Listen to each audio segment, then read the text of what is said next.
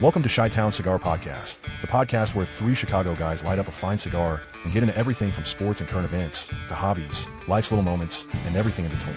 Whether you're here for the cigars, the conversation, or just some good laughs, we got you covered. So grab your favorite smoke, settle in, and join us for laid-back chats with a Chicago twist. Now it's time to put some smoke in the air. Hello, Marty. We're live, Mike. We're Good live. evening. We're live. We're live and on time. I mean, watch out. We're getting professional now. We're getting professional. Oh, Finally, man. figuring these things out. We are. Welcome anybody new that might be listening to us tonight. We appreciate you being here. I don't see any viewers yet, but that's okay. You can join in whenever. Those over in X, hello. Welcome. So, hello to YouTube and X. Please like and subscribe. And, like and subscribe to us on YouTube. Comment and we'll respond. Yeah. So Marty, it's warm out.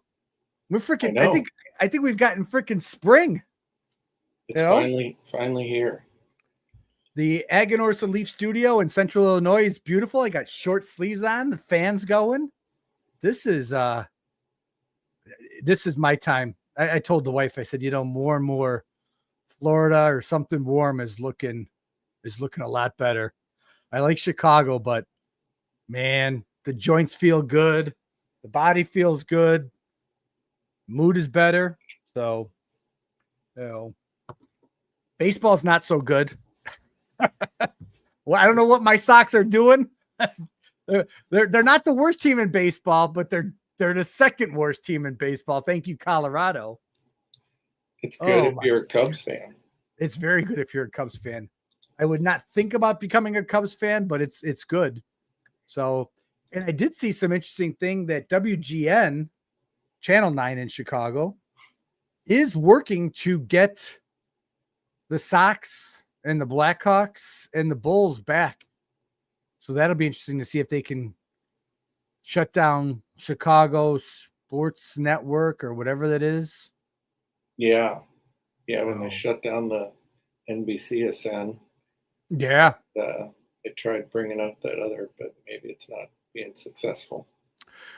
From what I've read, it's just so limited in how you can get it. For me, it was, I had to go through, I forget what provider. There was some, not internet provider, but streaming service. Right. That you had to go through. So that was like, forget that, it just wasn't worth it. So Cubs did the same thing with Marquee. They have their own streaming service now, so you can get them for like $20 a month. Oh, do they? Did they get rid of Marquee? They're not on Marquee anymore? No, they're on Marquee. That's their streaming service. That's their. They have an app now for like Fire Stick or whatever. Oh, okay. Yeah, I would think I watched 2 or 3 games of the White Sox, and that's it. I haven't seen a game since, because not that I don't want to watch them, but because I don't have the service. So right. I'm waiting to see if the Cubs continue to be good before I sign up for the service this year. Right now, they're leading Central Division. Up by a game. Leading the Pirates tonight 4-0. Nice. So. Yeah. And then of course we had a big week. We had a big week last week with the NFL draft. The Bears. I've seen mixed reviews on their drafts, on their draft for the 2025 draft. I don't have an issue with it. You got a tight end and a wide receiver. You got some offensive line. You got some defensive line. Yeah, so, they got a little bit of everything. I think they got some key weapons for Caleb, and they're rookies. So if they turn out to be good, they got them locked in for a few years. So yeah, and it's always good to get these guys, when they're younger and stuff like that. Yeah, obviously when they're younger, but at a lower rate, if you can, avoid making trades or signing somebody to some huge deal. And okay, right. we got him for a year. Well, that doesn't help us going down the road. So right. you know. So Yeah, I like their draft. The guy they got out of Michigan, Colston Loveland. Yeah, it was just He's awesome. he's a Michigan guy. We haven't really had this podcast going during college football. It could be a rabid time for us. I'm a college football junkie, and Michigan State and Tennessee. It's the wife went to Michigan State. I'm a huge Tennessee fan, so that could be interesting. But yeah, this Colston, he's out of Idaho. Idaho, yeah. Idaho. Big strapping guy from a ranch in Idaho. Yeah, corn-fed boys. Corn-fed boys are down here in Central Illinois. Watch out. Yeah, fit good with the Bears, I think. Yeah, and then the sad news, we did lose Steve McMichael this past week. Oh, yeah, that was sad. Like I told my wife when she told me, I said, I'm sorry, but I'm glad. His life, he was alive to get into the Hall of Fame, which is phenomenal. But his life in general just was such a, it's not a very good, life that he was going through and stuff like that. And I mean, God bless his wife for not a good way to go. No. So, Mongo will always be remembered. He was a wrestler. Yeah. After he got out, and widely respected. I was watching an interview with one of the wrestlers that said, for somebody that came out of the NFL, they said, I liked wrestling with him because he took care of you as a fellow wrestler, which it's all about. So, but yeah, it was wild, but sorry to see him go. But dominant member of the 85 Bears. Yeah. Hopefully we get another one of those teams. Yeah. And I think there's like 2 or 3 documentaries that are being made or coming out about. I thought I said something about Richard Dent has something coming out on him. I think I saw something about Dan Hampton has something coming out on him. So, and I'm sure because it's 85. So what is this, the 30-year anniversary? Will this be 30 years? Yeah. Yeah. The 30-year anniversary is this year. So I'm sure that'll be a big to-do in Chicago. So, it'd be nice to be able to go back. Be nice to go back to the Super Bowl, mark our 30-year anniversary with another trip to the Super Bowl. Yeah. I'm figuring playoffs this year, NFC Championship the next year, and Super Bowl the year after that. So it's gonna be a lot of pressure on these boys. A lot of pressure. Hope they're ready for it. Yep. So, so Mike, what is our mission for tonight? Our mission, should you choose to accept it, or rather, we're on a mission from God. We're going to talk about fishing and fine tobacco, or fishing and cigars, and blending the art of fishing and cigars. We have a cigar. I'm actually looking forward to this. The more I did research on this cigar and on this company, the more I'm thinking, man, I can't wait to try this. So we are in our continuing effort to smoke cigars that are just released in 2025. We are smoking the Lure cigar. I'm probably not going to, you might be able to see. Yeah, there we go. Yeah. The Lure, there you go. That is the Oscuro. Yeah, that is a pretty band. It is a phenomenal looking band. I like that. I mean, that is, let's see if we can get it. Maybe not. Well, it is a good looking band. Yes, your camera focuses a whole heck of a lot better than mine. So yeah, as we cut and light these, or cut, and I guess we already cut them, but we're gonna light them. Yep. We're going to light them on the air so you get our first impression. Yeah. And I've heard this is full body. So is it? Excited. Okay. I'm excited for that. So Lou Cross III, who is the founder of cigars. This is definitely a boutique cigar. This is not, they don't have their own fields. They don't have rollers. It's a boutique cigar. And as far as to the point of, in watching the interview with him, he has said this numerous times. He doesn't even go down to Nicaragua. He trusts the blenders, and they send him up some test samples, and he tries them out. What factory is he making it? Oh, it's a good question. And I can't tell you that offhand. Or maybe I can. Hold on a second. Let me see. I got some notes here. I should have done my research before I asked the question I don't know the answer to. But. Hold on. The draw on this is a little tight for me. It is. I thought the same thing. So I'm going to use my perfect tool here. And loosen it up a little bit. Oh, Marty, you threw me a curveball. I wasn't ready for it. Here we go. Let's see. Raymond Pages and his Nicaraguan factory. Oh, okay. So it's Pajes. Is it Pajes? Okay. Again, it's white. It's Pages for me. It's Pajes. But the interesting thing about Lure Cigars is this is not something he aspired to do. He was on Cigar Coop, and Coop asked him, and he said, no, this is in homage to his dad. There's a whole, the story is just really incredible to hear how he got into smoking cigars. Never smoked cigars, was on a trip with his dad. His dad said, we're going to stop into the cigar store. I'm going to pick up some cigars. So he walked in, and the tobacconist was a woman, black dress, high heels. And he goes, what are you smoking? And he, of course, said, what do you got? And everything in the shop was unbanded. So it wasn't like it was high-end stuff or something like that. So interesting.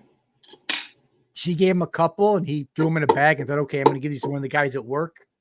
I don't smoke cigars, but my dad insists that we do it. And I guess they got home, if I remember this correctly, and his neighbor comes out, and he's got a cigar hanging out of his mouth, and he's talking to him, and Lou caught the smell of the cigar and thought, wow. He says, hold on, I got something for you. And he went in the house, and he brought out the bag, and the guy said, no, you need to smoke one of these. You need to smoke one of these.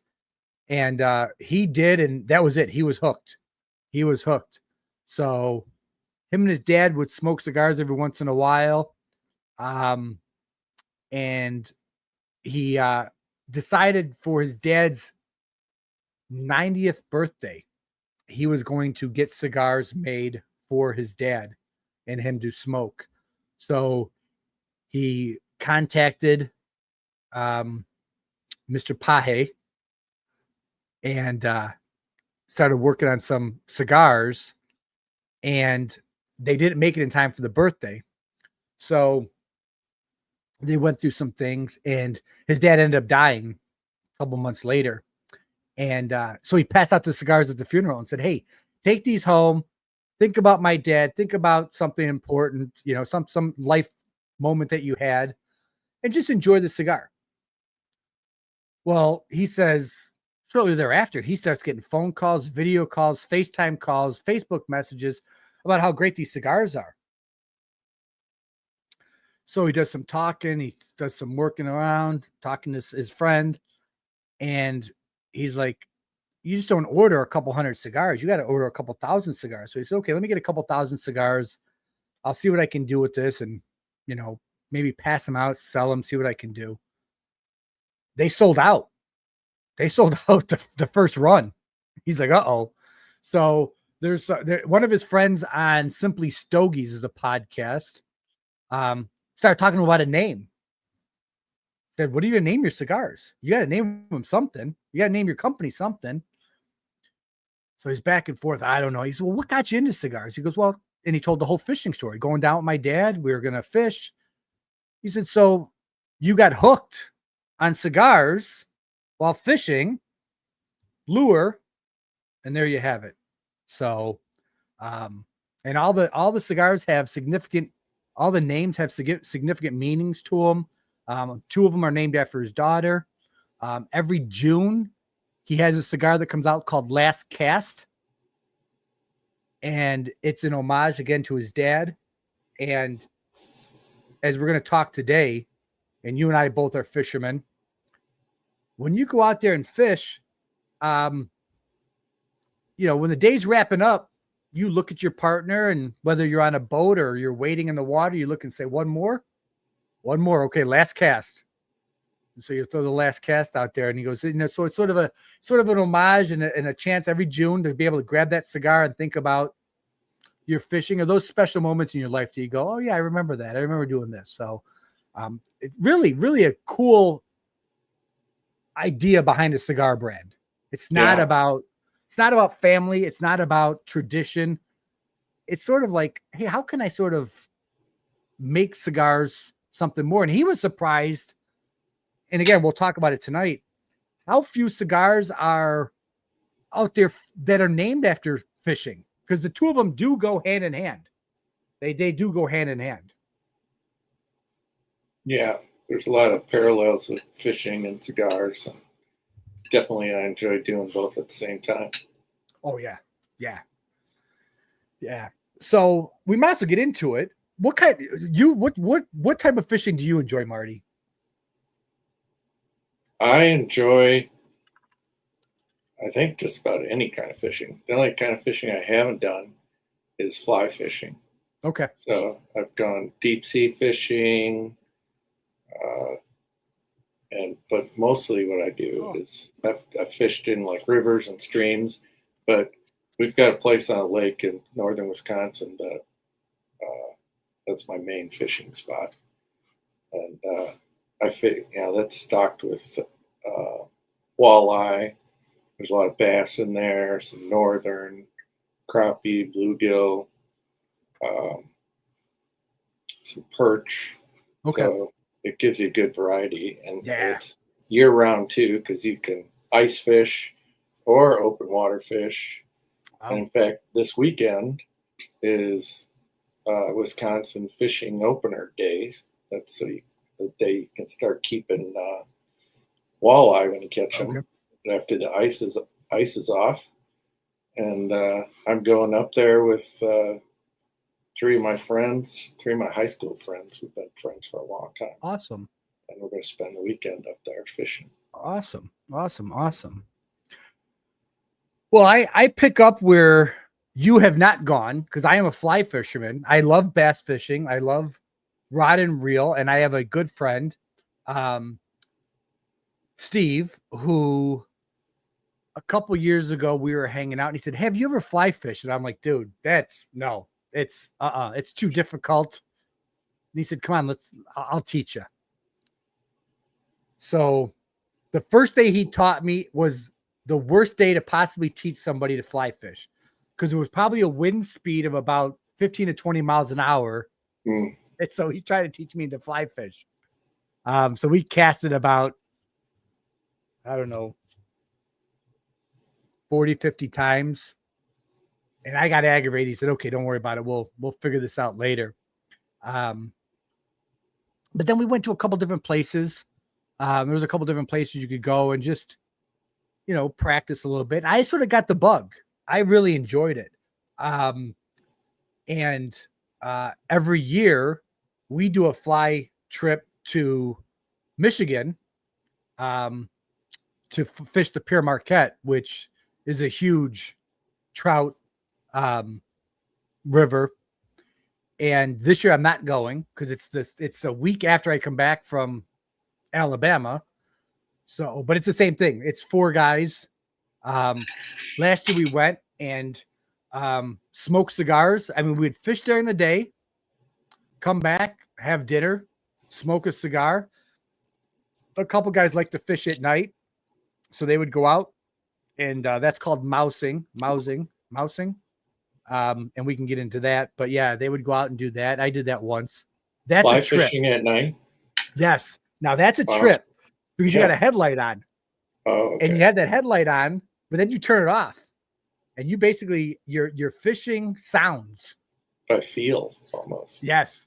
And Yeah. so you take that and you hit that mouse up against the rocks or the shoreline and let it come in, and you pull it in, and those bass or those trout, I'm sorry, will hit that sucker like there's nobody's business.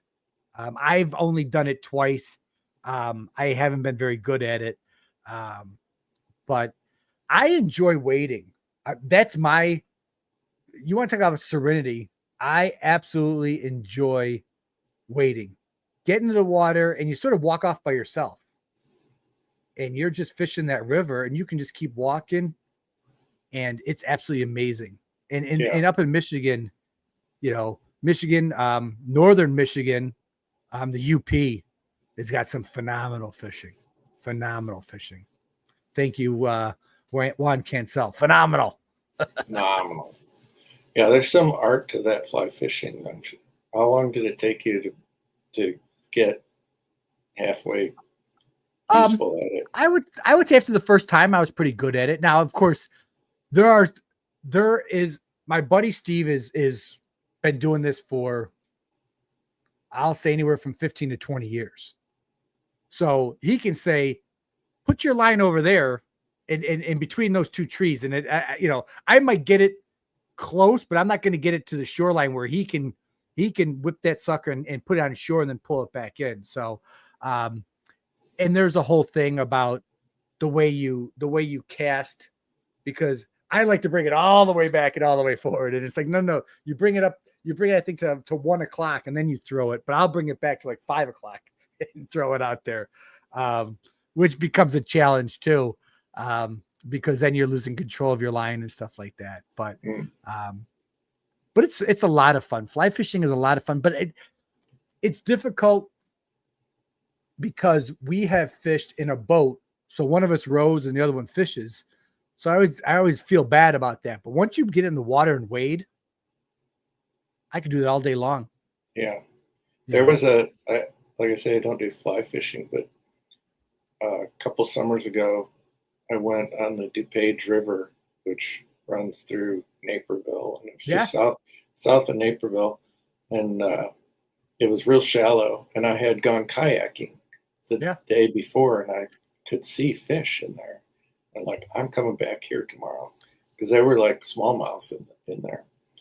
And I'm like, I'm coming back here tomorrow, and I'm going to walk in there and catch fish. So I spent the whole afternoon walking, barefoot out into the water, because the bottom was, nice enough to walk on.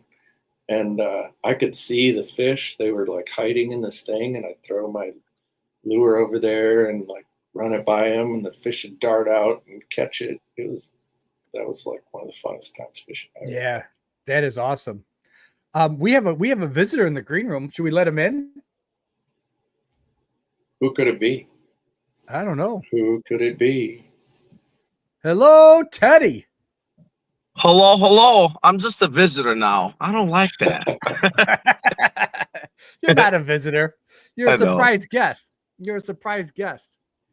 So we were How you guys doing? Good. We were just talking about our experiences fishing and the types of fishing we enjoy.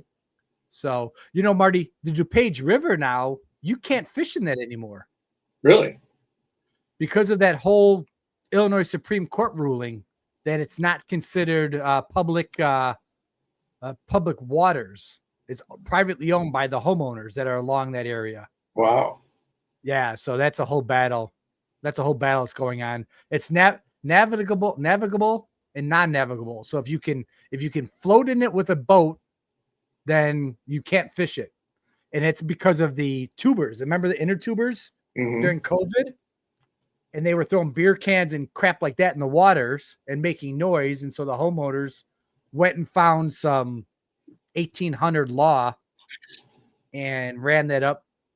So, and that's still being challenged to this day. So, yeah, well, I'm glad I got to do it before that ruling. So, Teddy, what type of fishing do you enjoy? Most of the time, I like everything. I just don't like fly fishing. I tried it once, and fly fishing is not for me. I don't know if you guys fly fishing a lot.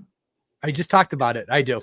Eh, eh, eh, I don't think so. I'm good at it. It's like for me, I think it's harder. I don't know if I'm wrong or not. Am I No, right? you are.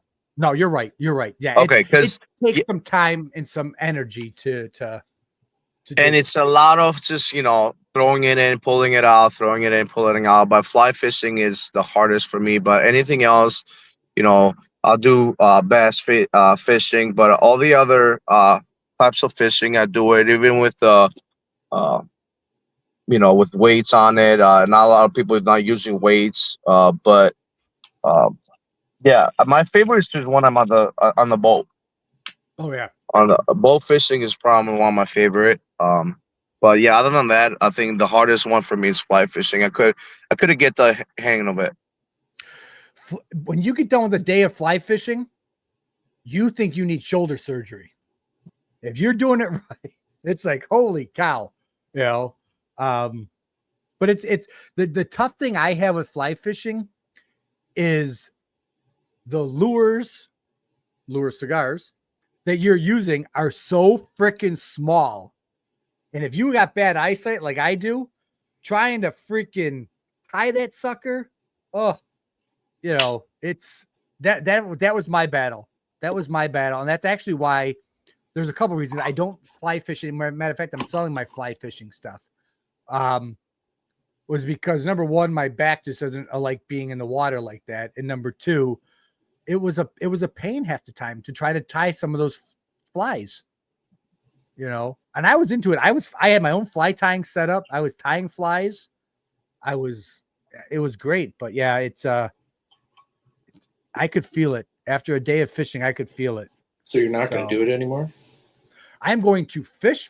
I'm going to rod and reel fish. Oh, I am not going to fly fish anymore. Okay. Now. Yeah.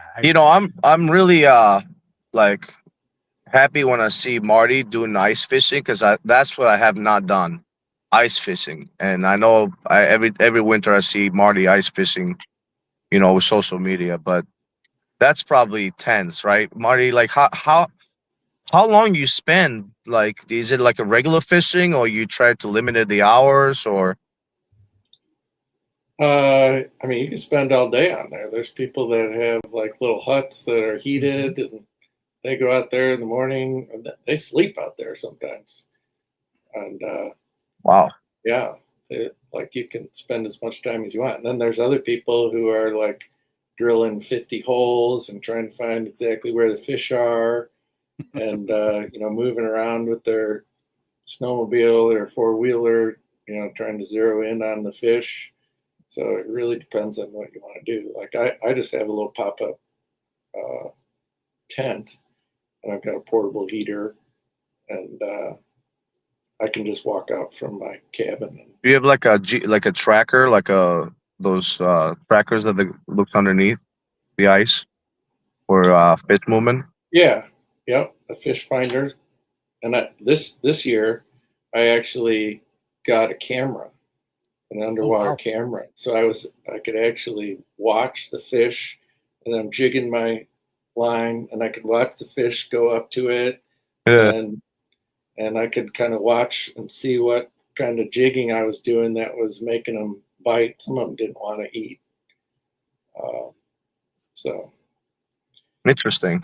it's fun. Like another like for winter. I know it probably it's a dumb question, but like, is it less activity, or is this the same activity as regular fishing in summer or or fall or spring coming up when the weather gets warmer? Are the fish less active? Yeah. Yeah, they tend to be active, at least on the lake I go to. There's like the hour right before sundown, like they get really active all of a sudden. And but yeah, it seems like they're less active. They're not like spawning like in the spring. Like when I go up there next weekend, there'll be some fish in spawn, and they're in the different parts of the lake than they're in when they're in as the summer progresses. They'll go deeper in the lake, and you got to kind of change how you're fishing for them. Nice. How's those lure cigars? These are phenomenal. This is I'm impressed. I'm stuttering right now because I'm like, holy cow, this is a freaking phenomenal cigar. Huh. Yeah, it's like a nice full body, and I'm trying to pick out what notes it was almost kind of like a dark molasses or something. Yes, you get Is the it like leather notes in it. Is it like a famous factory of the mixer? Who makes it? Because I didn't do a research for those. Go ahead, Marty. Because I already butchered the name once. Raymond Pajis. Yes. Yeah, he's got a factory in Nicaragua. He actually makes a lot of the cigars for Cigar Page. They're the brands that they have of their own brands are made through his factory. He is actually he's somehow related to AJ Fernandez. Yes. Mm-hmm. I don't know if he's like his brother-in-law or what, but yeah, he used to work at the AJ Fernandez factory, and then he branched out and started his own factory. And that is what Lou has said in his comments was about the relationship and stuff. So yeah, but he makes some good cigars. Yeah, this is really I'm impressed so far. I mean, we're a third of the way in, but yeah. Yeah. Is it online I can find them, or Business does not have them, right? Benny's doesn't have them now. Okay. But yeah, you can find them. I mean, there's a place in Peoria. I looked on their website. The only Illinois place I saw they had listed was in Peoria. Okay. Yeah. But there's a couple online retailers that have them and stuff like that. Brick and mortars, I haven't seen them in any type of big box or anything like that. So, now have either one of you ever smelt fish? Have you ever smelt fish? Have I smelled fish? Smelt, not smelled. Fish for smelt? Yeah, SMELT. Now that's a big Chicago thing. No, it's huge. I've never done that. It was huge back in the 70s and 80s. I did it with my former brother-in-law in the early 90s. But in the 70s and 80s, you would go to Calumet Park, and they've got that concrete, not a barrier, but basically a concrete pad that runs, gosh, probably 6 or 7 blocks along Lake Michigan. And you set up your nets. We had 3 of them. And it's very specific. You can't throw your nets in the water until it's either 6 or 7 o'clock p.m. So you throw your nets in the water. Now, years ago in the 70s and 80s, you'd throw your 3 nets in the water, and you would spend all night. The minute all 3 of those went in, you'd pull one up and start pulling the fish off of them and throw them in a bucket. You'd put that net down, pull the next one up, pull them, and that's all you did all night. You'd come home with just enormous amounts. Now, when we went, I think probably the most we caught in one night was maybe 100, because the Edelweiss have been eating them and causing problems. So yeah. So is like the circle net, just they has the weights in the end, right? That's what Yes. you're talking about. Okay. Yes. Yeah, I've seen it a lot in Florida when I was there. It's on a I'm not sure who Robert Gazelle is, Marty, but he must be a friend of yours. That's one of my friends who's going fishing with me this weekend. Nice. Yeah. That's good. Yeah, that's definitely the boys conversation right there. I owe him one now. Yes, you do. But yeah, so Teddy, it's on a pulley system, and you basically throw a string out there with a hook on it to get it hooked in the rocks, and then you just lower the nets down there, and it was amazing. But that's where I really started smoking cigars at, because we were waiting. So you'd sit there, you throw your nets down, and like I said, in the 90s, it wasn't as big as it was back in the 70s and 80s. So we'd light up a cigar, and we'd sit there with a beer in our hand and a cigar, and we'd talk and jabber jaw. And then, oh, hey, okay, it's been a half hour pulling that up. You'd pull the net up, go, yep, nothing on it. You'd put the net back down. and go back to smoking your cigar. So it was, talk about going hand in hand. And that's what it was. I mean, it was just like, okay, you'd sit there and I remember the first time we caught one. I think we caught 5 or 6 smelt. So we pulled him up and I get excited. And he just starts laughing. And the guys around are all like, "Oh, you guys caught something." And they're like, "Yeah." My brother-in-law turns to him and goes, "It's his first time." Well, that's all he had to say. We must have had 10 guys around us. I go, "Glenn, what's going on?" He goes, "You don't know the tradition." I go, "No, what's the tradition?" He goes, "Pull that one off right there." So I pulled it off and I go, "Yeah." He goes, "You got to bite the head off of it." I go, "No way." He goes, you got to bite the head off of that sucker. So yep, sure enough, I bit the head off of it. That's your initiation. Hopefully Marty doesn't too spawn, and he's been known to fish it in his fly. Hey, Robert, we'll take any comments we can get right now, buddy. Oh man. That's funny. I might have to join you guys if this guy keeps up with this stuff. Marty, I'm going to join you guys. No, it's nonstop, man. We're on each other nonstop for the whole weekend. Yeah. It's a blast. That's a great thing. I mean, you can't beat time. Like I said, I do it every year up in Upper Michigan, and you can't beat time alone with guys. I mean, when we go, I'm sure you guys do the same thing. It's it's campfire cooking. And you get up in the morning. I was telling you last year we dealt with ticks. Oh my gosh, we deal with ticks. Oh, every time you'd walk outside, Teddy. Every time you'd walk outside, you'd have 4 or 5 on you. One of my buddies. That was in Michigan. Walk out there, yeah, Michigan. Yep, wow. Mayo, Michigan. I mean, you'd lift up the shirt and we'd start pulling the ticks off of them. It's like holy cow. So, I was very close to do this episode today. There's a lake by work, and I got the fishing rods in the back, so I was just like really close. Like, nah, you know what? I'm just gonna stay in the car. That'll be funny. Oh, so hey, we're halfway through. Should we? We should thank our sponsors. Is what we should do. Exactly. Yeah, absolutely. We always want to thank our sponsors. So, step into luxury at Ultimate Cigar Lounge, where passion meets perfection. Discover a world of premium cigars, hand-selected from the finest tobacco regions. From bold beginners to seasoned aficionados, our curated collection delights every palate. Grab a cigar from our amazing selection, pair it with freshly brewed coffee or fine spirits, and sit back and relax in an atmosphere of elegance and warmth. Ultimate Cigar Lounge, your haven for unforgettable moments. Visit us today and ignite your senses. Ultimate Cigar Lounge, located in Villa Park, Illinois. Open daily. Looking for the ultimate eyewear experience in Chicagoland? Discover Eyewear Fix, your premier eyewear store for over 28 years.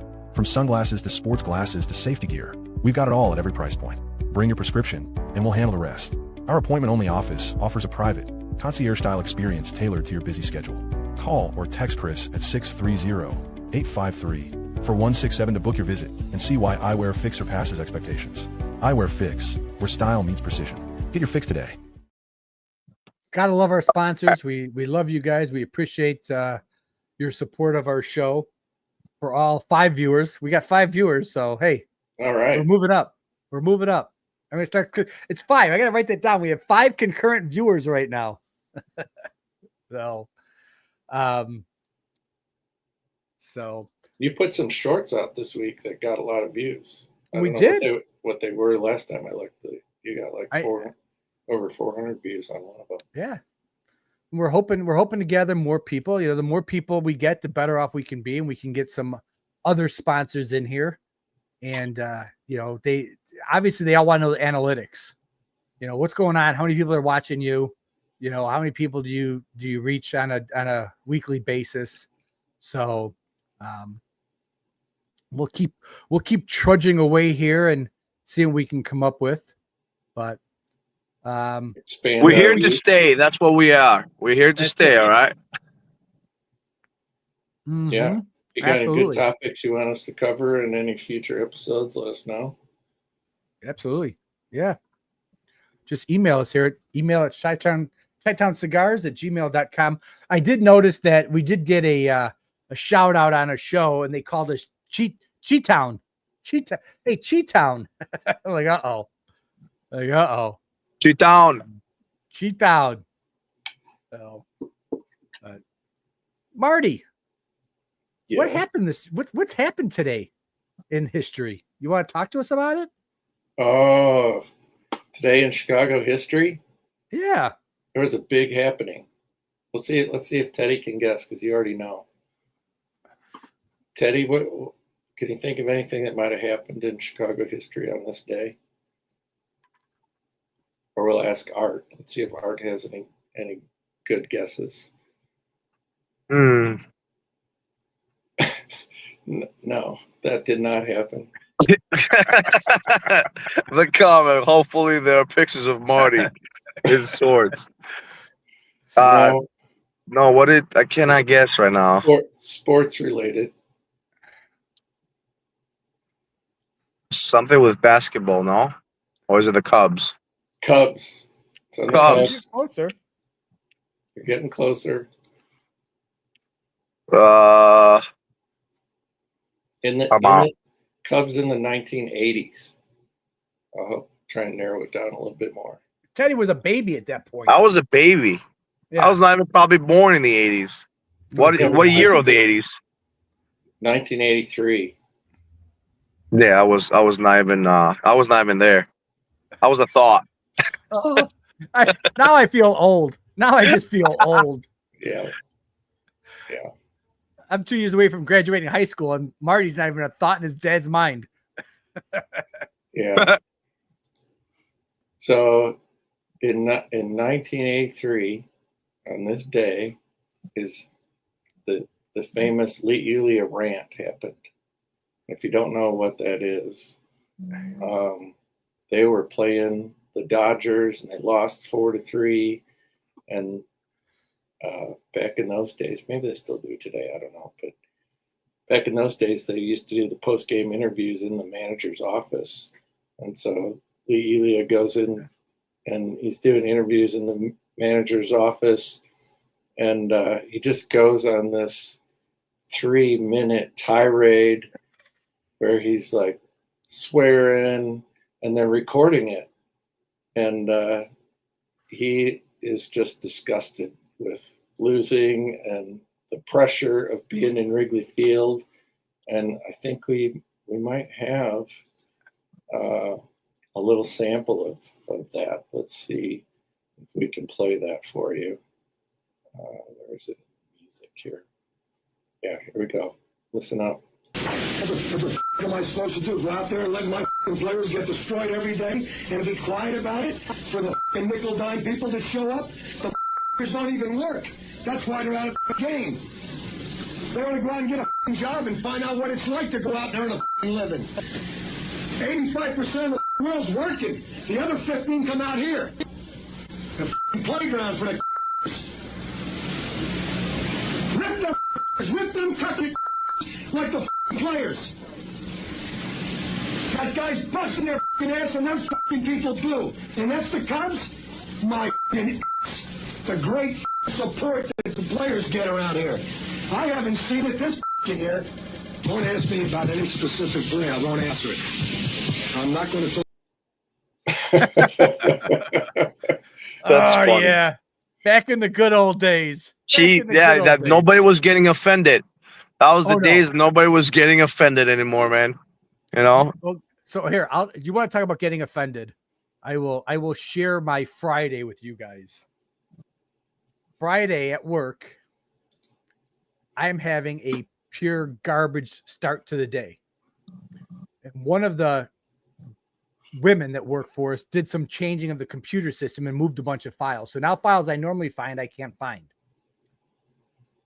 Then a little bit later, probably 10 to 15 minutes later, I start getting bombarded with questions from my wife who works with us, as well as other people. Well, I did Elite Elia. I went off the deep end. I'm screaming and hollering, saying, nobody wants to do what they freaking want to do. And I go, this is a bunch of shit. And I'm screaming. And then I go into a meeting.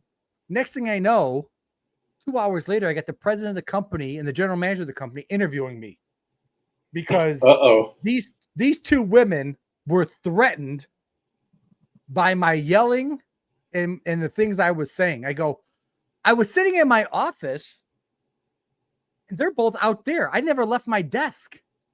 I go, are you freaking kidding me? I go, threatened by what? I go, I didn't say anything directly to them. I just was screaming in my office. Oh, no, you can't do that. You can't do. So now I'm under an HR investigation to determine what's gonna happen. Mike is in trouble. I might be going back to work at the cigar lounge soon. Watch out. We actually probably gonna need you, so let me know. But yeah, no, I mean, I remember those days where they interviewed in the coach's office. I mean, they walked into the manager's office and put microphones in front of these guys.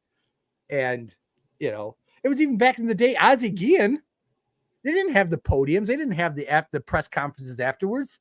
Right. You know, they'd catch you out in the field or something like that and interview you and stuff. So I don't think he got fired for that either. He got fired because the Cubs weren't winning. But he didn't get fired for that. He took a little bit of heat, I think. Yeah. I saw my other friend also commented. He may have guessed Lee Elia before I said it. He did. I think he guessed it before you said it. I think it just came up just as you said it. So I'm giving him credit for guessing it. Nice job, Mark. Oh. So that's classic Chicago sports moment. Absolutely. Teddy, you never heard that before? What's up, Marty? You never heard that rant before? No, it's probably the first time. Is it a video or just the audio? Audio. Yeah, there's no video of it. It's just there's no just the audio. Okay, that would be. I gotta go online and listen to it again without the beeping, just to laugh one more time. I don't think you'll find it. Without the beeping. They had them without the. Oh, did they? Okay. It's funnier with the beeping. Actually, I like it with the beeping. Yeah. That just makes it funnier. So as long as you're going to mention the Cubs, I'm going to mention the Sox in 2015. On this day in 2015, a game between the Orioles and the White Sox set the all-time low attendance record in Major League Baseball. Guess how many people attended the game? 0. Yes, 0. What? Really? There was a protest. There was a protest in Baltimore at the time, and so nobody went to the game. There were riots, so they didn't let anyone in the game. They said, "Stay home. We're going to play the game in front of no one." Yeah. So 0. That's crazy. That's about right. Right now, the way they're going on the South Side, they might hit 0 without there being protests. Didn't they? No. They had 0 during COVID, did they not? So maybe that's not a true lowest. I guess it is the lowest. It's tied for 0. Yeah, it's tied. Oh, we lost Marty, or we lost Teddy. Teddy's like, that's it, I'm out. We'll see if he pops back in. I'm sure he will. You know, as we're talking about cigars and fishing, they go so well together, especially from a boat. From if you're boat fishing, if you're out there. I used to fish with my ex-wife's grandfather, and we would bluegill fish. That's bobber fishing. That's bobber fishing. And it was nice because you get a 70, 80 degree day and you just throw that line on the water. You just watch the bobber. You light up a cigar. There is nothing better. You're on the water, you're fishing, you got a cigar in hand. It was like going, I'm in no rush. I'm in absolute no rush. I just want to, jump in and enjoy it. I'm not sure. Do we acknowledge this? Yeah, it is his birthday tomorrow. And I'm scared that he knows his highest holiday in the calendar. Should we sing to you, Art? There you go. Listen, you don't want to hear me sing. No. We could maybe do the AI voice. There we go. We got to get an AI birthday song so we can play it for people when they have their birthday on our show. But Teddy, you wanted to talk about something. You found something interesting with cigars and fishing. Your little cigar box. Discovery. Yeah. It was kind of cool. I saw online people making tackle boxes from cigar boxes, and it was pretty cool and interesting, especially if you have like an Arturo Fuente the Flor Fina box, or a solo line, just a simple AJ Fernandez Heritage cigar box, and it's a big square box, just like that one. Yeah, piece of foam in there to keep all the hooks. Uh, it's pretty cool, in my opinion, and it's budget. It's something you don't have to spend mad money, and it's funny. This sells online for $30, so that's very interesting to me. The Arturo Fuente was really nice too. The Arturo Fuente, they had a little handle at top, and it just opens, and you can put all your weights and hooks in there. That was a pretty cool tackle box. Yeah. The issue with this thing, and I can tell you this because I know, looking at it, I know exactly what it is. Those are all flies. Those are all for fly fishing. The problem is, this is something you can put in your tackle box, but it's sure as heck not going to be something you're going to be able to carry on you when you're out there on the water. You need something cell phone size. I have a vest that you need that little pouch that you can open up, but it's cool. It's cool to organize your tackle box. Yeah. If you have a good sized tackle box and you want to use that, that's absolutely phenomenal. So yeah, it's cool. It's cool. I mean, you could use, like, if you want to use something like a box that you can turn into a tackle box that you could put it on you, that would be kind of cool, because there is cigar boxes out there you can do that. Oh, sure. But you can use this as a tackle box if you go out or you're on the boat and you're fishing. But it's a nice budget friendly idea to do it. Oh, it's great. I mean, if you have ideas. Yeah, I mean, and if you're floating, if you're doing a fly fishing float, which is another big thing that a lot of fly fishers do, is they'll hire a guide, and you'll float down. The Kankakee River is phenomenal to float and fish for smallmouth. And I've done that a couple times, and that's a wild fight. You get a smallmouth on a fly fishing rod and start working to get those suckers, and it's fun, and they'll come right up and just grab that bait. But yeah, that's something you can use those little cigar boxes for. So for fly fishing, do you always have to, like, stay in the water? You like I said, my friend has a boat, so we will go to the Kankakee River. We got a place you put in it, and you can float.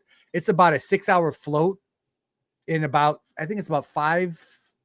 I don't want to say 5 miles. It might be more like 10 miles. But you just float down the river, and you're just fly fishing. And the thing is, like I was saying before you joined us, the issue that I've got is one of us has to row while the other guy fly fishes. So you sort of feel bad going, okay, I'm fly fishing and he's rowing, and then we'll flip flop. But at the same time, I'm like, I want to fish this section or something. So, but no, you can float in the water and just, and then at the same time, if we hit certain spots that we know are good spots to drop anchor, we'll drop anchor and know, hey, this is a prime area. There's a couple good spots in the Kankakee that we know where the fish hang out, that we'll drop anchor and we'll just fly fish and we'll throw it there. Or at times the Kankakee's low enough that you can get out and just wade right in the water right there. So yeah, I'm planning going to Montana hopefully this summer. Then I'll be watching too much Yellowstone, and I kind of want to do fly fishing if I go there. You're gonna have to be careful. That's on my bucket list. Yes, because of the heat. Because trout fishing is very susceptible to heat, so you do not want to fly fish if the temperature in the water, if the temperature is above a certain level and the water temperature is above a certain level, because it's just bad for the fish. So they will not let you even go out. A lot of times you'll see guys going to Montana, like right now.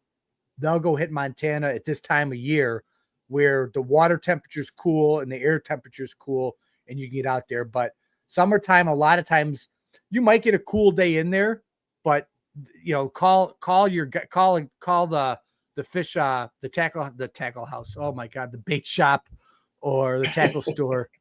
Oh, I've had too many glasses of water. I haven't drinking yet. Those are even English words you're having trouble with tonight, Mike. I know. But yeah, I would love to go to Montana. My buddy went to Montana and fished and just had some phenomenal stories. So Yeah, I mean, yeah, it looks phenomenal. So I can't wait. Yep. Yeah, it's a lot of fun. And it I'm sure you guys do it, Marty. I'm sure Robert or Ray Hill will jump in. But do you guys smoke cigars after you guys get done fishing for the day? Or do you just smoke cigars? We have. Those other three aren't like big cigar smokers. But well, get rid of them then. Out the door. I give them my bad cigars. Yeah, there you go. Well, when I went last year, the four guys that all went, 3 out of the 4 of them was smoke cigars. So it was nice. And then I felt bad for the one guy who didn't smoke cigars. So he would sit there, we're drinking beer and smoking cigars, and he's just, drinking his iced tea. I'm like, sorry, but it's always interesting because the one guy likes to smoke fat bottom Betty's. So it's very unique. It's very unique. I'm smoking a Dunbarton or an Aganorsa. My one buddy's smoking whatever he's picked up. And then we got the guy smoking the fat bottom Betty. I'm like, no judgment whatsoever, but it's just a wide array of people and the cigars and stuff like that. So, right. Yeah, we'll go hang out at the dock. Yeah. And, that's another, we could talk about the essentials of, fishing and with cigars, but you definitely need some inexpensive cigars to take with you for, I mean, you cannot get your expensive $50, $60, even $20 cigars over there. I mean, you have to get some inexpensive factory smokes or something like that, or something to give to somebody that, they don't smoke. Yep. Robert, you are absolutely correct. There are some incredible guitars and banjos made out of cigar boxes. It's unbelievable the way people can take those and tweak them and make them into a make them into a banjo. and Yeah, then I've seen. he wants to play the banjo in Deliverance. So Yeah, there you go. I've seen that. I think I was in Florida when I saw a banjo with a cigar box. It was pretty cool. It actually was a Perdomo box too. Yeah, I've seen it with a Perdomo box, the champagne box. Yeah. yes, there are pictures of us smoking cigars. Were you too drunk to remember this? No, we did enjoy a nice cigar by the lake, and we will again. That's Or awesome. either that or around the campfire. On the campfire, yeah. Around the Those are great bonfire. times. Yeah. I am so go ahead. the picture I found online, because there's 2 types of cigar holders. Obviously you have the classic one that just clips somewhere, but the one by your arm that comes around your mouth, you can just just stays next to you. That's pretty cool. That's I kind of want that. I saw it. I'm just trying to figure out, and not that I don't want cigars and fishing to go even more together, but I don't know from a fly fisherman standpoint, that'll never work for me. I mean, there's just too much. There's too much movement.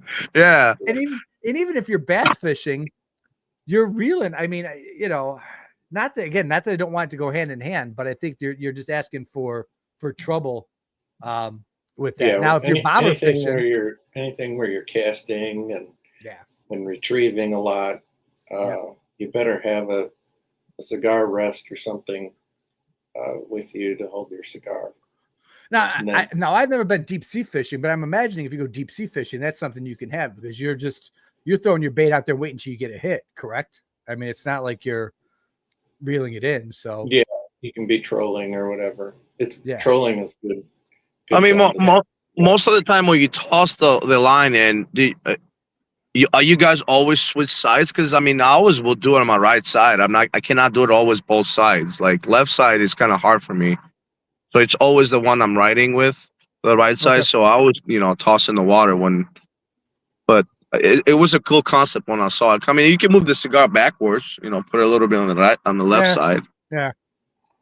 Yeah. I enjoy them after. I enjoy them after fishing. I enjoy get a cold beer or a nice tea or something like that, and sort of unwind and recap my day and think about, and then just sort of enjoy a cigar and stuff like that. So Yeah. as you're Ice waiting for fishing. dinner. Ice fishing is good. Just sit there and smoke a cigar. Yeah. there's- Oh, I'm sure. Yeah. A lot of just jigging and waiting for a hit. Same thing with Mhm. dip fishing, on the, deep waters and stuff like that. Another Yeah. question I have: what do you guys like fishing more? Lakes and stuff like that, or seawater, or both? I don't get to be around in too much seawater, but Yeah. And That would be my dream to I charter a like boat. fishing. Yeah. Yeah. I I would once love to charter a boat. Yeah. I had a friend who had a big boat down in Destin, and he took us out. We went out, and it had sleeping berths, so we went out to around the oil rigs. And, Oh, wow. Oh, that's cool. fished. And yeah, that was fun. Yeah. Yeah. That's on my bucket list to do is some deep sea fishing. I'd love to do deep sea fishing for tuna or something like that and try something like that. I watch these guys. I mean, I've watched too much Wicked Tuna, I guess, in my days to see this, but at the same point, it'd be fun to reel one of those suckers in. I don't know how long I would last. I'd probably need 3 or 4 other guys alongside of me to be ready to take over. But yeah. And then in the Keys, you can get a guide that'll take you out and Yeah. fish for an afternoon and catch some good fish, and they'll fillet it Yeah. up for you. Like Yep. I did that the last time I was in the Keys, and we took he filleted them up for us, and we took the fish to the restaurant and they cooked it for us. Oh yeah. So we Yeah, I saw that. I was about to do it, and I didn't do it. I was mad because my friends all wanted to just get drunk. So when I went, I was like, "Come on, let's go fishing," and they're like, "No, we gotta go to the bars." I'm like, "Okay, whatever." So that was a good opportunity.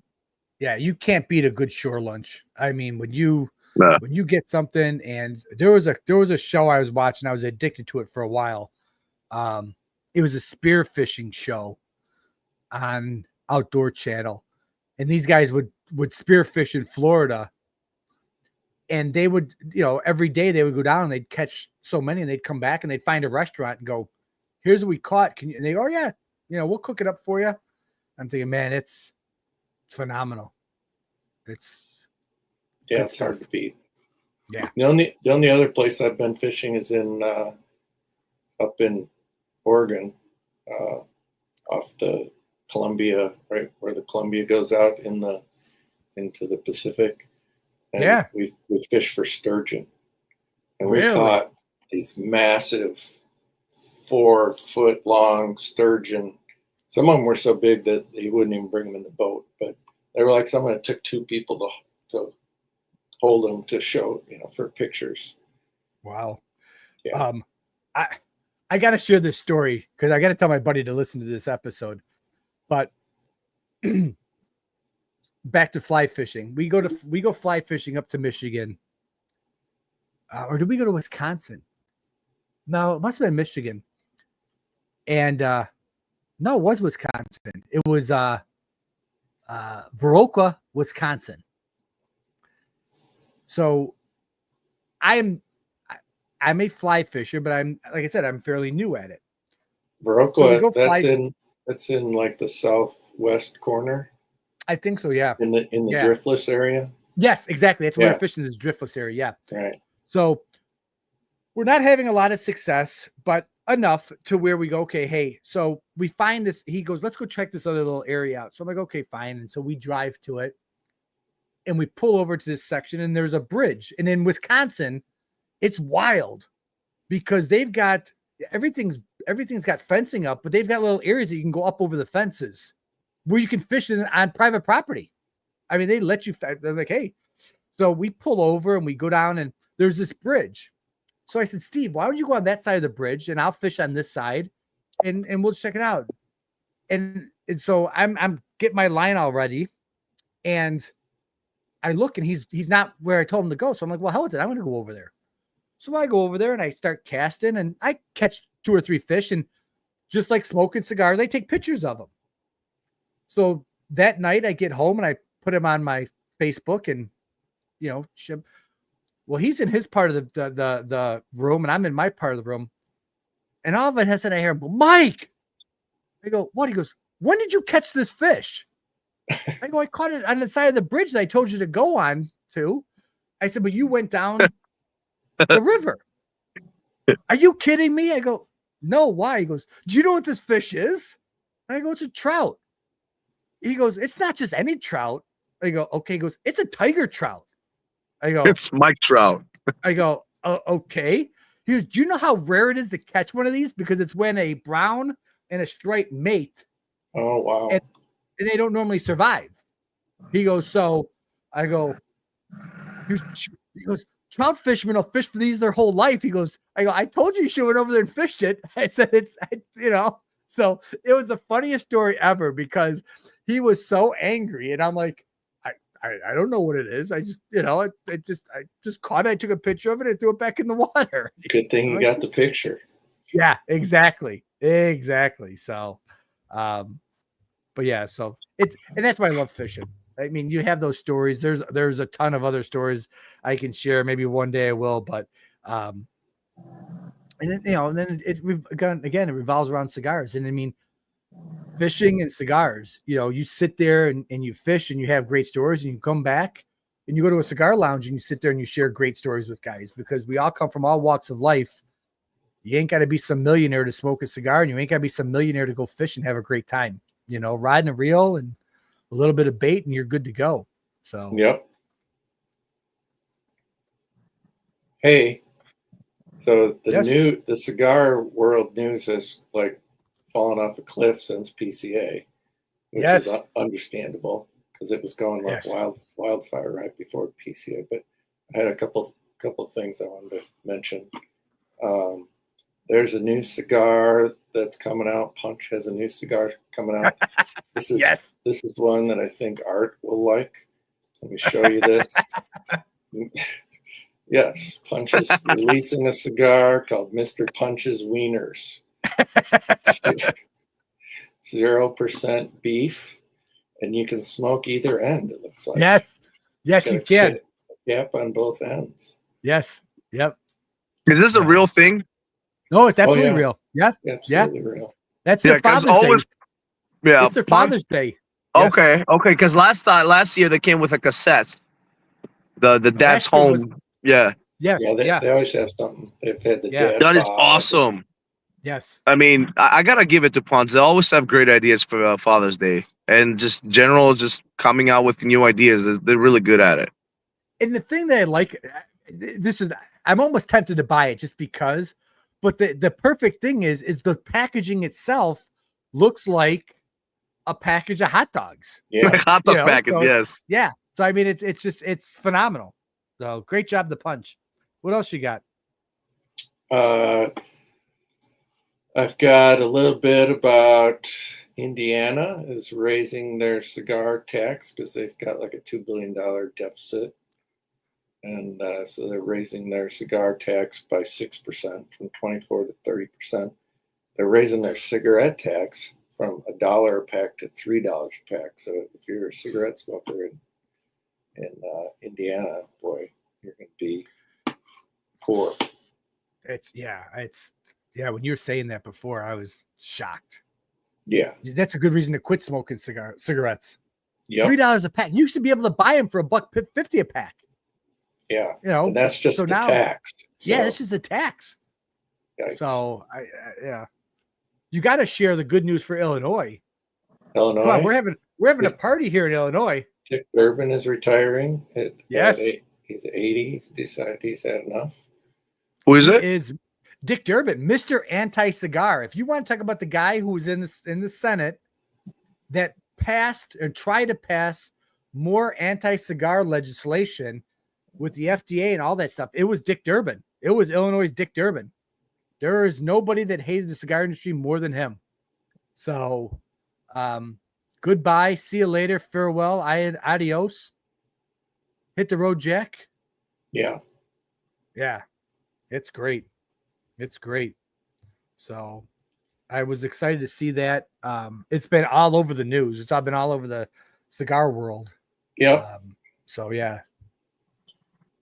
There's the lawsuit between Gurkha and Davidoff has been settled out of court, I guess. It got settled down, really? Yeah. Yeah. They decided to stop paying all the lawyers and just settle. Yeah.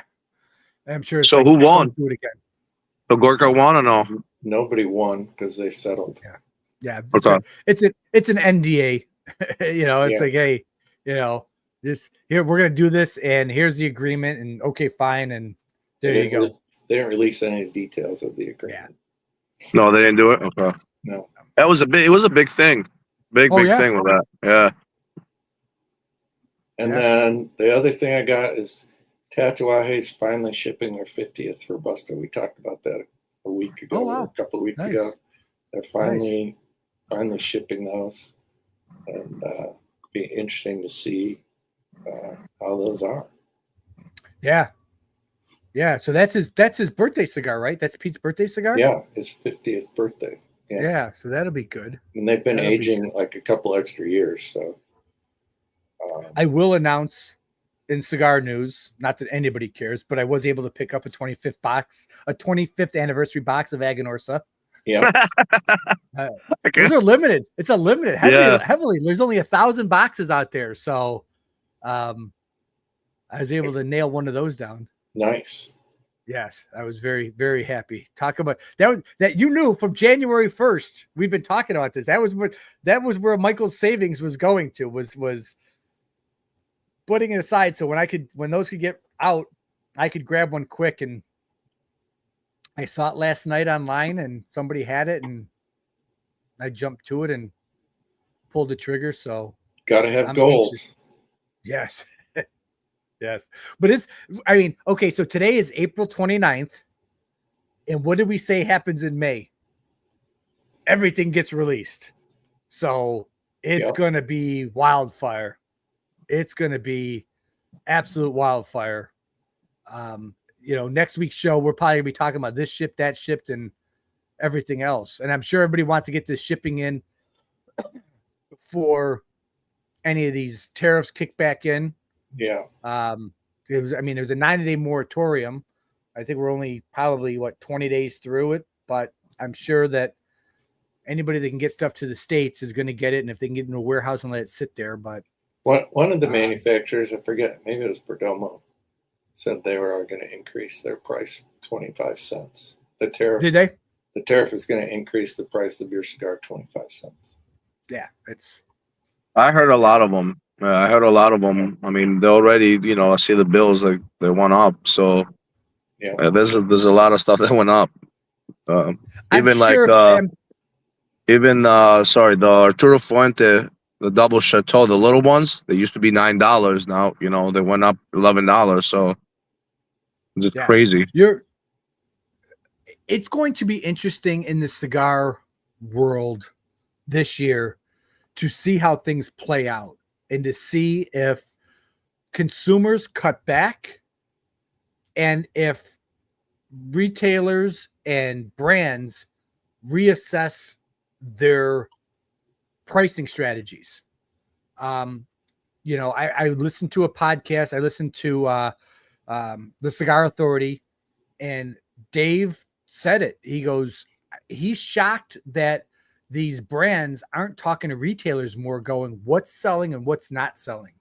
Because if a $30 cigar isn't selling, why are you pricing it at $30? If it's going to sit on the shelf, for the next 9 months, and you're going to go through one box in 9 months, retailers are going to say, I don't want them.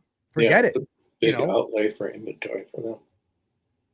So it's going to be interesting because it's from a economical standpoint, and what I do in my job, all I'm doing is talking to people, and they're like, we don't think anything's going to change until January. So, if you're talking about 8 more months before things start to change, it's going to be, and we know there's a ton of releases that are coming out. So, and a lot of them aren't in the $12 to $15 range. They're in the $20 to $40 range. Right. So, I have noticed that a lot of consumers trying to stay on the budget, even at the cigar lounge. Like there's a lot of people though, they'll buy their expensive stick, but they also will stick with the budget cigars under $10, $9, $10, $10.50. So I think the past 2 months I've seen that change a lot. But you know why?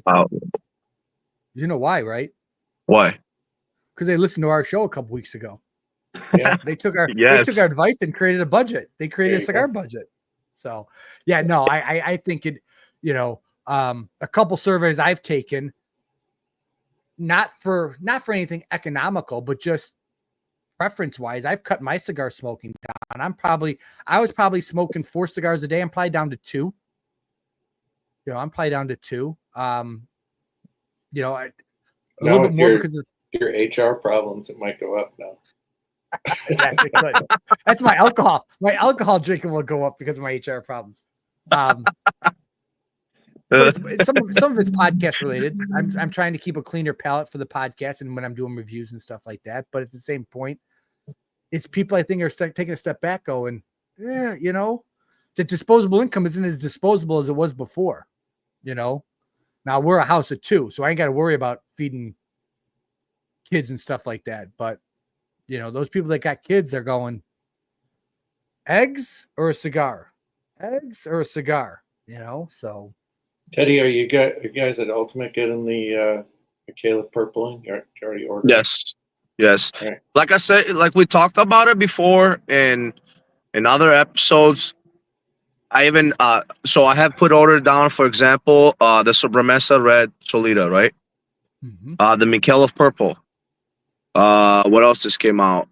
Perdomo Legacy. The Aganorsa. No, I didn't get that yet. I didn't order that. The Aganorsa, what is it called again, Mike? Skull. Is it Skull Crusher? No. No. The JFR 20th. The JFR. The JFR 20th, or you've got it'd be the Lunatic Bone Shaker, but I think that's exclusive to JR. Can you guys get that? Because I thought that was exclusive to JR Cigars. I thought we could get it. I told Jimmy put an order in it. But my point is that a lot of brands right now, they're saying back order. So I don't know. I don't know. It has something to do with not having the product. I don't know if the online, cigar retails just getting the most chunk of the cigars. I just don't know what's going on because, like, I put big orders on a lot of things, and a lot of cigar makers just same back order, and I don't understand. I mean, I'll get the cigar, but I get it like after like a month. And I think what you're seeing is PCA Uh-huh. leapfrogging you guys. So I think what a lot of these brands is they're committed to those people that put in orders through PCA. Yep. Not that those that didn't, but it's like going, hey, if Aganorsa has an order for 300 boxes, then Ultimate calls for 2 boxes. It's, hey, sorry to say it, Teddy, but yes, you got to get these 300 out first, and then we'll get yours. So that's what it is. This is one of those tough times for smaller cigar stores that didn't attend PCA to get their orders in. So, it'll be interesting. It'll be, I'm interested to see how things play out. Ultimate right now, I'm really working of getting more and more Black Label Trading Company. People just love it. And I said that to a lot of people. I was like, hey, whatever I'm bringing in, it's really good. You know what else sells a lot now lately on Ultimate? Stolen Throne. Oh my God. Yeah, it's been the 4th order within, less than a year. So that's awesome. Yeah. So anything else, boys? We missed anything tonight? We forget to say anything? No, I think we covered everything. Awesome. So what are you thinking for the Lure cigar here? I think it's phenomenal. I absolutely love this thing. Yep, the Big Joe. So the Lure cigar has different I see different vitolas, but also different like Different the blends. Yep. different blends too, right? Okay, Yep. I see Yeah. it. Yep. Yeah. That's pretty cool. Yeah. So Hey, I'm gonna order some. If I take you guys' opinion, I always did. I mean, phenomenal. Yes. yeah. Yeah. The bands are nice too. I mean, the band is really nice on it. So Yeah, Lou basically said he takes a lot of pride in the bands and in the artwork. And he's taken a smart move where he's selling everything in bundles. He's not worried about boxes. I think that's Yep. I think that's a phenomenal marketing strategy because it's a great strategy. Yes. I think boxes are getting overblown. I think the more that you package and can put things at a better price point for people, the more they're going to be open to picking them up. I think if you keep trying to push stuff down boxes and people go, wait a minute, if I can save 10 to 15 bucks by not buying a box, why wouldn't I? So yeah, I think it's huge in that regard. And yeah, that's what Stole the Throne does, and I really respect that because it saves a lot of room in the humidor. Mm-hmm. No, absolutely. Absolutely. Don't put that last comment up on the screen. Okay. Oh, it's bad. I think Art is getting a little too full of himself there. Uh-oh.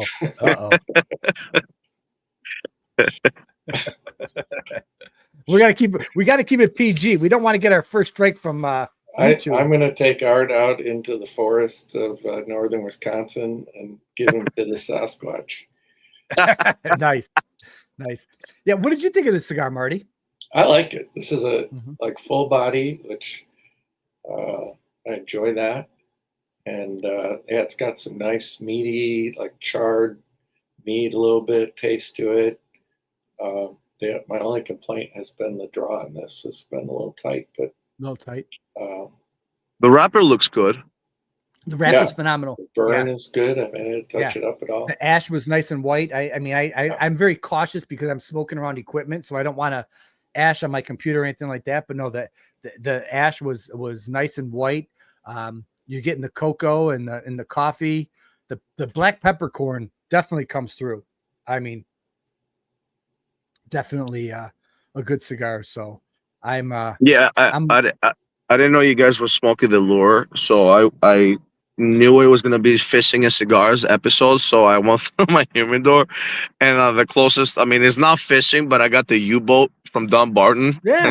So I mean, it has to do something with water. So Umbagog's a fishing cigar that's named after his fishing lake up in fishing lake. Yeah. I had an Ubagog, but I have the bronze bag and I have one left, and I really like it, and I don't want to smoke it. So yeah, great. Well, guys, it's been a great night. Another great episode. I appreciate everybody being on. I appreciate our 5 viewers. Subscribe and like, share it on your timeline. Get other people to watch us. Get other people to join in. We like to have fun and read the comments and edit what we can. So, but until next week, boys. Have a good weekend, Marty. Have some good time fishing. Oh yeah, I'm gonna hang up the Gone Fishing sign this weekend. So yeah, have fun, man. Nice. All right, everyone. Excellent. Have a great night, guys. Have a great night. Put some Thank smoke you. in the air. Cheers. Put some smoke in the air.